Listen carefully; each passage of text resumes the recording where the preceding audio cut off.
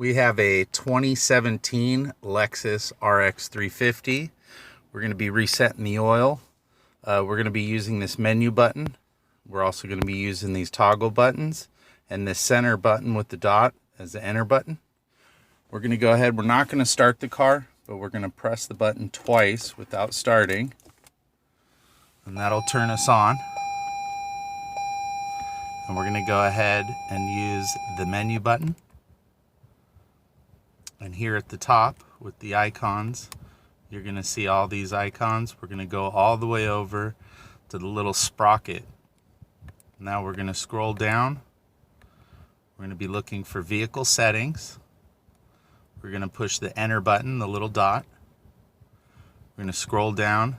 We're going to go to scheduled maintenance first. We're going to say yes, we want to reset the data. And the data has been reset. Now we're going to use the back button to go back. We're going to go down to the oil maintenance button. We're going to use the enter button to come in there. Yes, oil maintenance reset. We're going to go ahead and push enter, and it's been reset. And that's how you reset those. Please subscribe. Thanks for watching.